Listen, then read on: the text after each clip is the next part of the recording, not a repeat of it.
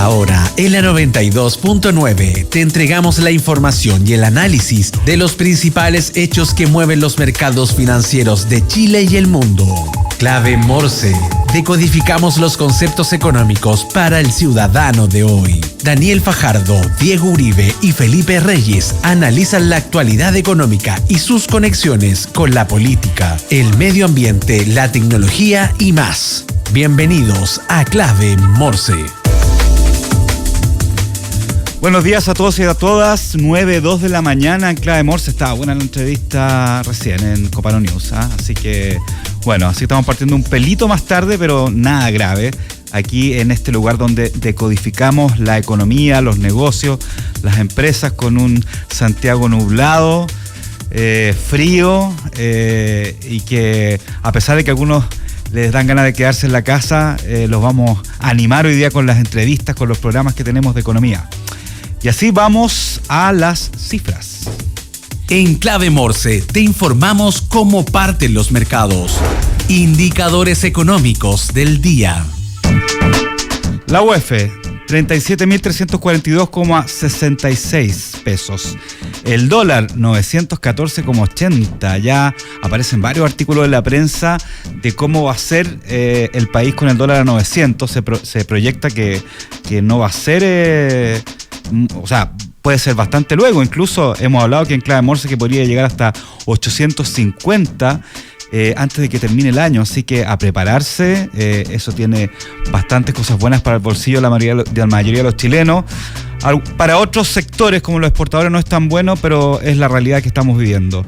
El precio del euro, 990,77. Estamos abajo de los 1.000 pesos hace varios días. Y aquí viene la estrella, la vedette de la economía chilena, el cobre. Está en 4,97, casi llegando a los 5. Ayer también en un momento llegó a los 5. Yo aquí tengo un torpedo que me da en línea. Está en este momento está en 4,9272 y subiendo, ¿ya? Así que claramente eso es un tema que yo creo que vamos a hablar la próxima semana de nuevo, que significa las implicancias, qué significa para el país, para las proyecciones también, independientemente de cómo están los temas económicos hoy en día. El petróleo Brent, $82,17 el barril. El petróleo WTI, $77,84 el barril. Y antes de irnos a los titulares, yo quería hoy día dar algunas cifras especiales por el famoso Día del Pisco. De hecho, acabo de preguntarle a Nicolás Copano y a su equipo si habían hablado del pisco, y como no hablaron, entonces vamos a hablar del pisco. No vamos a hablar de las diferencias, cuál es mejor, si es pisco sour, la piscola, porque es muy temprano para eso, pero sí vamos a hablar de algunas cifras económicas. 1,9 litros de consumo per cápita anuales a nivel nacional tiene el pisco en nuestro país. 36 millones de litros promedio de producción anual. 90% de productores de uva están asociados al modelo cooperativo. 40.000 empleos indirectos produce la industria del pisco. 2.800 productores de uva pisquera existen en Chile. Vamos a seguir. 10.000 hectáreas plantadas con uva pisquera.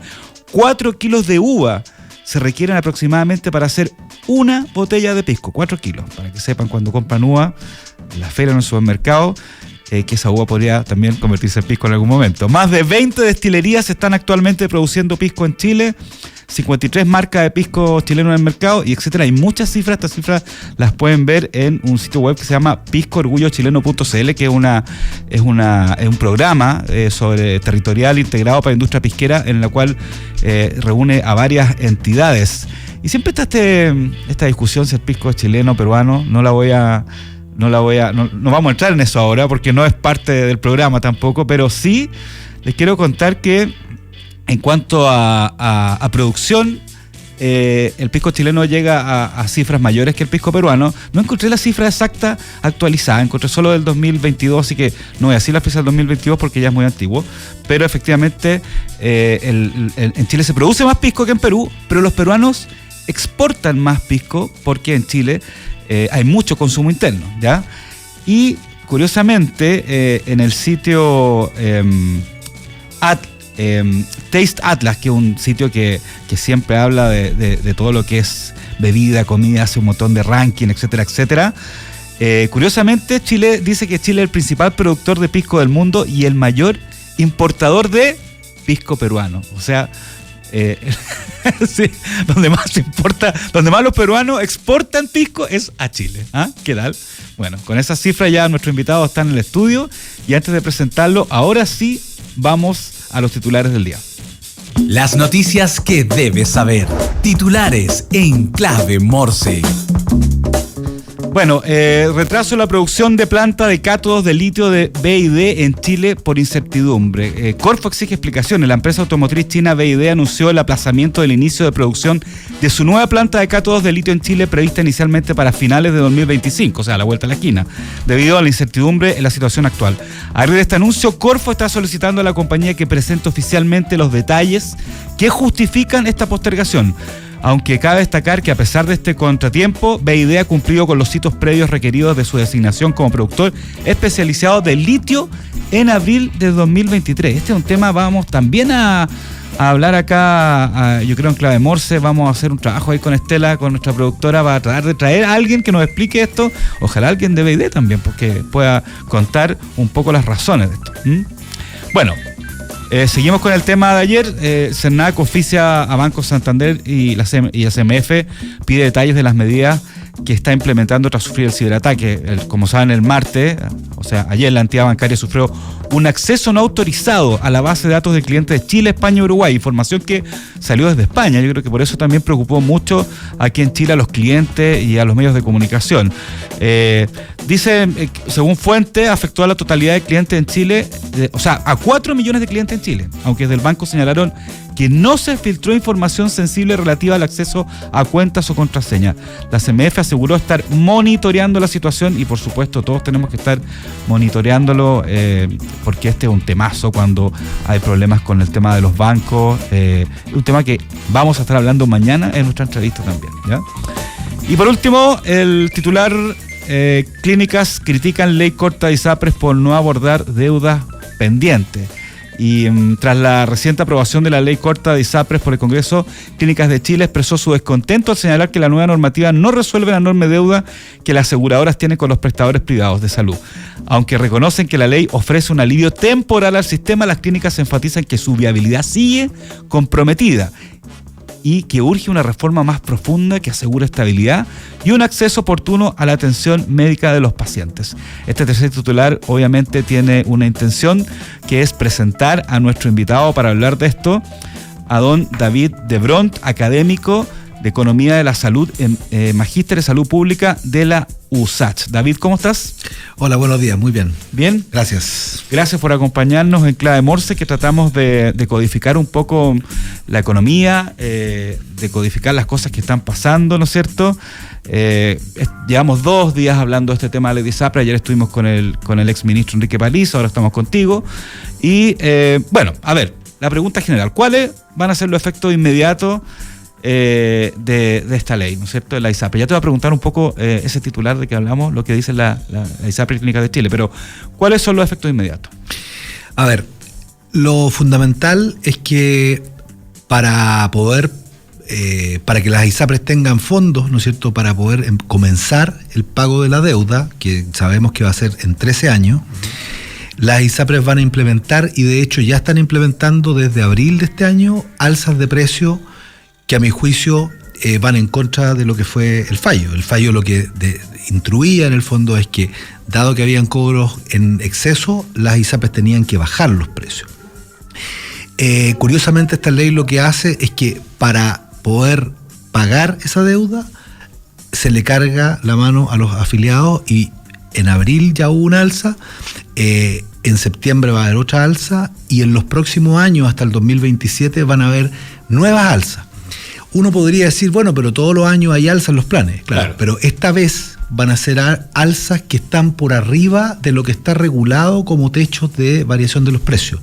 O sea, esta ley se saltó la regulación económica que costó muchísimos años establecerla en el sector de las ISAPRES, para que las ISAPRES puedan, en el fondo, revertir la baja de ingresos que iban a tener por la adopción de las tablas de factores. Eso es lo más inmediato. La devolución de las platas cobradas en exceso, la verdad es que no va a ser tan inmediato. Porque No, claro. Todo el mundo se pregunta cómo hacer, qué hacer. Bueno, hoy día vamos a tener noticias de eso, ¿no es cierto? Pero esa es lo que se preguntan todos, ¿cómo hacer? A ver, la superintendencia ya ha comenzado a dictar las normas regulatorias para eso. Lo que sabemos es que va a ser en un plazo de hasta 13 años. Las devoluciones van a comenzar, yo no sé bien exactamente la fecha, pero no creo que empiecen antes de octubre, noviembre de este año, quizás probablemente parten el próximo año, y van a ser mensuales, o sea, se van a ir devolviendo en cuotas mensuales. Hay otro conjunto de cosas que no afectan tan directamente a las personas, pero que están por detrás de esta arquitectura, ¿no es cierto?, que tiene que ver con que, por ejemplo, ese es un tema que está conectado con el titular.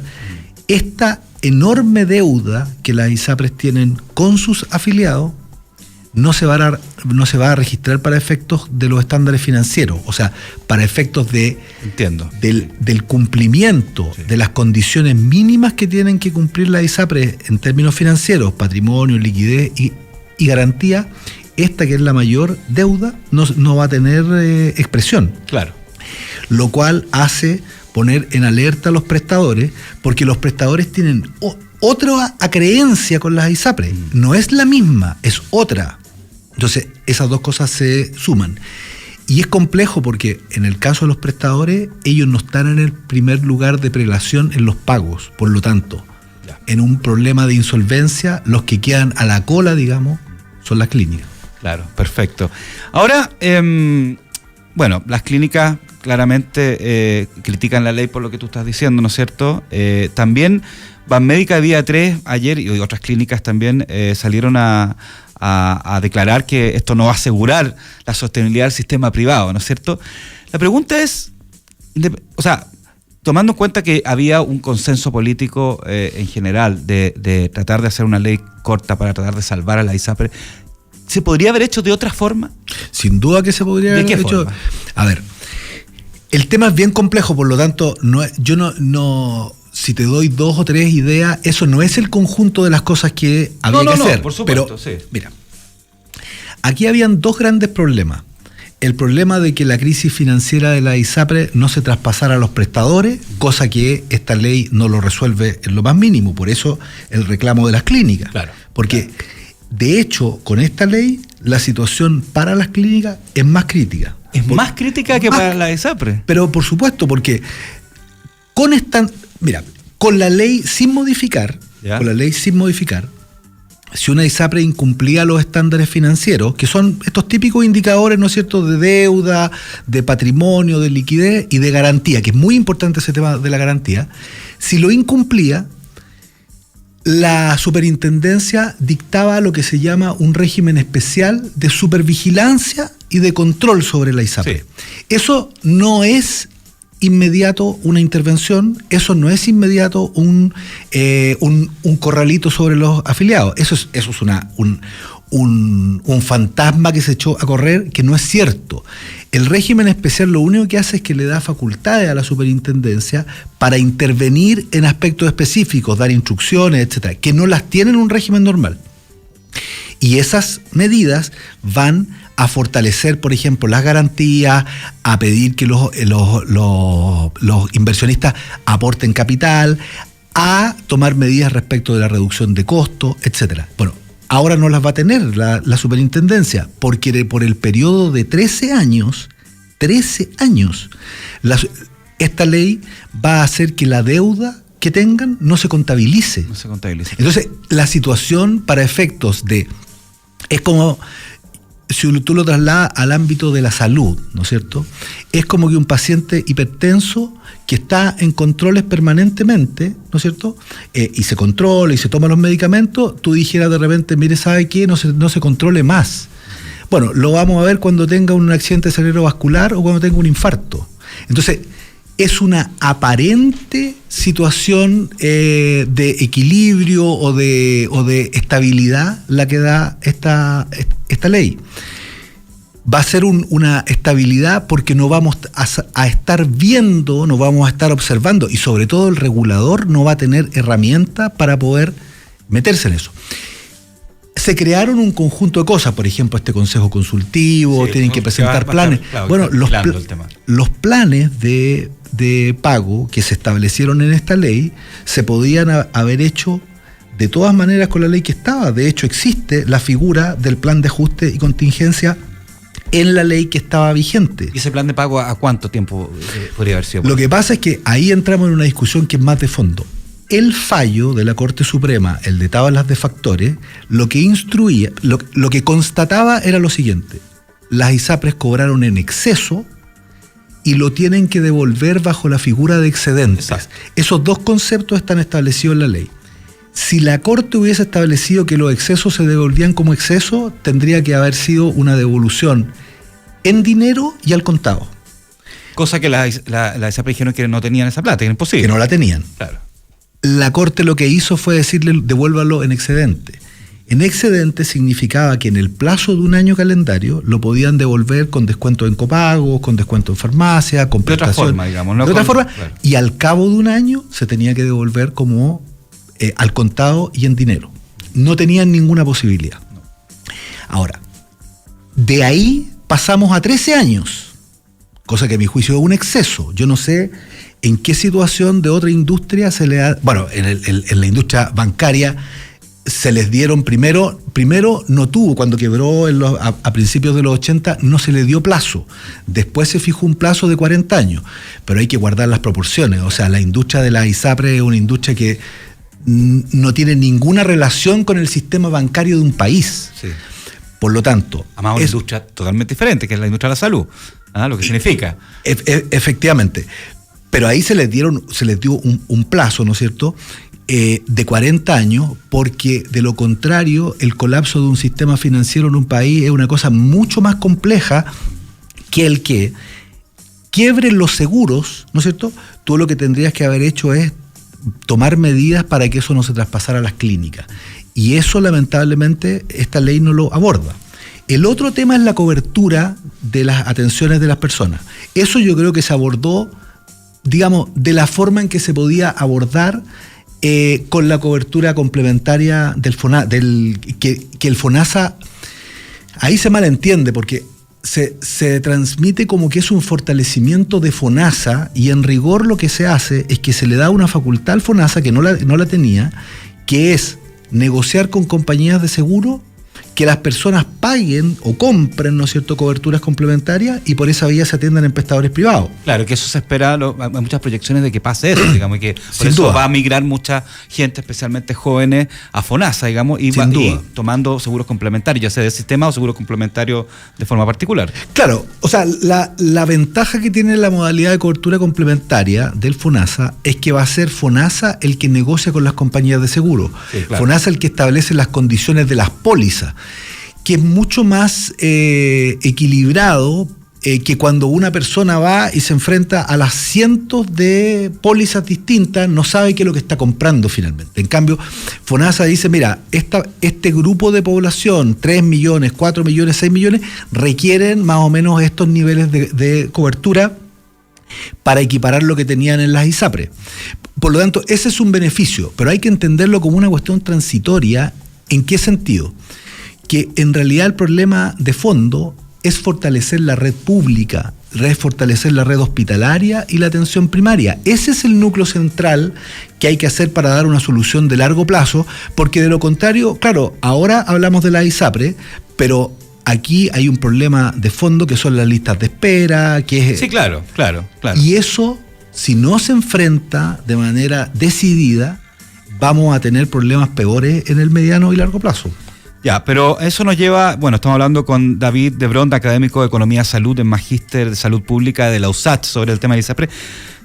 David, pero eso nos lleva a la pregunta, ¿no es cierto?, de proyectando en 2, 3, 4, 5, 10 años más, si finalmente va a ser viable el negocio de la ISAPRE o el modelo de las ISAPRES, hablemos, o vamos a virar hacia un sistema más de salud pública. Esa es la discusión real que está de aquí a los próximos años. Sí. De hecho, hemos visto personas que dicen, estamos arreglando esto mientras tanto, pero el problema lo va a tener el próximo gobierno, y así, y así. Entonces, finalmente, aquí hay un problema de definición, de si finalmente va a seguir funcionando este modelo, diferente quizá, de salud privada, ¿no es cierto?, del ISAPRE, o vamos a orientarnos hacia un modelo diferente. Esa es la discusión de fondo. Sí. Mira, aquí lo que hay que distinguir son 2 o 3 cosas. Lo primero es que seguros privados hay prácticamente en todos los países, sí, claro, de nivel de ingresos medio y alto. Esos seguros privados pueden funcionar con distintos modelos de negocio. Funcionan con distintos modelos de negocio. El modelo de negocio que tuvieron las ISAPRE en Chile, a mi juicio, está liquidado hace mucho tiempo. ¿En qué consiste ese modelo de negocio?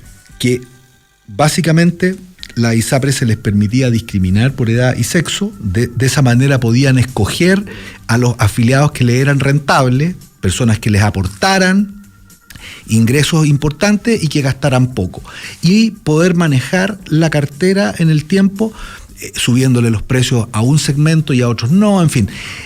El tema de la declaración de salud, el tema de las preexistencias, bueno, todo lo que conocemos, el tema de traspasarle los costos de las prestaciones, traspasárselas a los afiliados mediante alzas de precios que no estaban reguladas. Bueno, ese modelo de negocio no se acabó ni con el fallo ni con la ley. Ese modelo se ha ido agotando porque las personas lo judicializaron, ¿no es cierto? Y eso ha hecho colapsar los tribunales, han habido un fallo, han habido sentencias de inconstitucionalidad, o sea, ese modelo ya no va. La discusión aquí es hacia dónde va ese modelo. A mi juicio, por cómo se discutió esta ley, hay a mi juicio, una tendencia a buscar soluciones que mantengan a las ISAPRE administrando la cotización obligatoria del 7%. Ya. Yo creo que es una tendencia muy fuerte en sectores que han estado vinculados a las clínicas, que han estado vinculados a la ISAPRE, y que a mi juicio ese modelo en Chile no tiene mayor espacio porque el costo que va a tener el sistema de aseguramiento privado es muy alto. O sea, después de esta crisis, nosotros vamos a salir con un sistema que va a tener, a mi juicio, en unos 2-3 años, menos del 10% de la población en ese segmento. Es población de más altos ingresos, por lo tanto, aporta más. Pero el tamaño de mercado es muy pequeño.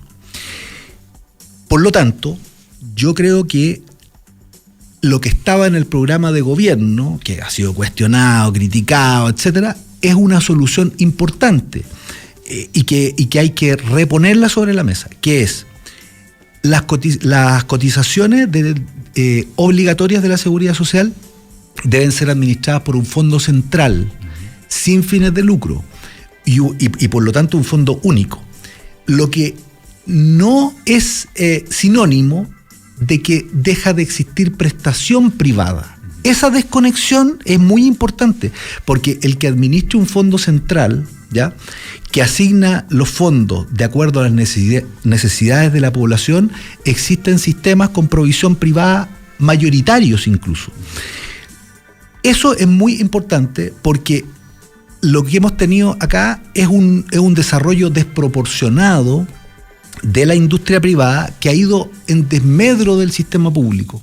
O sea, los grandes problemas de falta... Sí, disculpa, una sola cosita. Los grandes problemas de falta de especialistas en el sistema público no son porque no existan en Chile especialistas. Lo que pasa es que esos especialistas, por un tema de incentivos, se concentran... En el sector privado. En el sector privado y en clínicas específicas y no donde se requieren desde el punto de vista poblacional. Bueno, los sistemas de salud que funcionan con estándares relativamente de buen desempeño tienen una regulación muy importante de ese tipo de variables. Bueno, esa justamente la pregunta que te iba a hacer va por ahí un poco. ¿Cómo nos aseguramos de que ese modelo que planteas tú, que la salud pública sea también de calidad y de mayor calidad que hay ahora? Porque ese es el tema, ¿ah? Si al final yo creo que todo el mundo quisiera poder tener una salud gratis, mucho más barata que el sector privado, pero el tema son las listas de espera, es la atención de especialistas, es la calidad. Ese es el tema. ¿Cómo aseguramos que bajo ese modelo mejoremos la calidad también del sistema de salud pública? Bueno, lamentablemente, lo digo en varios sentidos, estos últimos 2 años hemos estado metidos en el sistema de salud en una discusión que no era la discusión principal que se quería instalar. El 80% y más del 80% hoy día de la población es beneficiaria del sistema público. Claro. Y ahí están los grandes problemas del sistema de salud. Estos otros problemas, por cierto, son muy importantes. Las personas que están en la ISAPRE y pagan por eso, ¿no es cierto?, quieren tener un servicio que es lo que están contratando. Pero el 80% de la población se ha pasado 2 años mirando lo que pasa en el Congreso, ¿no es cierto?, para resolver un problema de 5 empresas, ¿no es cierto?, que no le afecta directamente. Eso, lamentablemente, es la historia de los últimos 20 o 30 años, donde el sistema público no es lo que ha estado en el centro de la discusión. Y lamentablemente, con las prioridades como se han ido instalando, la fuerza para instalar esa discusión, para visibilizar el tipo de problemáticas que hay que resolver, yo creo que estos años se ha perdido la brújula por estar enfrascado en esta discusión de la ISAPRE. David Debrón, se nos acaba el tiempo. Estaba muy entretenida la conversación, pero seguramente vamos a tenerte aquí de nuevo para hablar de este tema. Como decía, David es académico de Economía de la Salud y en Magíster Salud Pública de la Universidad de Santiago y experto en estos temas también. Así que gracias por tu opinión y por acompañarnos en Clave Morse para decodificar y explicar cómo funcionan todos estos temas, porque esa es la gracia de Clave Morse.